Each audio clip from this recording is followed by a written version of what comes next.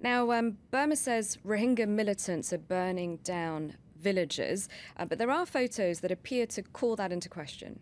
Yeah, so we started receiving these photos about a week ago. One of our observers sent them to us. And they show a group of men and women brandishing machetes and burning down a wooden house. And the photos have also been posted on a Facebook site, on a Facebook page called Rohingya Community, which tells you more about information about the Rohingyas. So the government says that these photos show Rohingya torching their own houses, but Rohingya activists say that that's not the case and the photos were staged. What evidence is there that the photos could have been posed? Well, here is what we know so far. The clothes that the men and women are wearing are oddly clean. And now these are Rohingya who are living in ramshackle huts in the middle of forests in western Rakhine State. They're fleeing military operations every day. They don't have time. They're not in a position to be washing their clothes.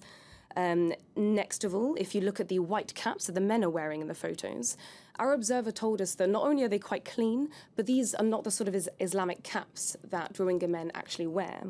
And another thing with head coverings, with the women who are in the photos, the hijab that they're wearing is not the kind of hijab that Muslim Rohingya women do wear. So the photos already suspicious for several reasons, but there's actually more to the story, isn't there? Yes, so an article published by the BBC Southeast Asia correspondent Jonathan Head actually uncovered a few more facts about the photos. So Head was part of a group of journalists that travelled to Mongdor as part of which is in the Rakhine State, as part of a government-organised trip. And during this tour, they were able to interview a group of Hindu people that had allegedly been displaced by the conflict. And there was one woman in particular who spoke a lot about the violence that had been perpetrated by the Rohingya. But if you look at what she's wearing, you'll notice something quite familiar. She's wearing exactly the same outfit as one of the women in the original photos. So these photos were then distributed to the journalists by government officials who said that they were absolute proof that the Rohingya were torching their own houses. And she's also not the only one. There's also a man in the photos who appears and is later on seen in the BBC report speaking to journalists.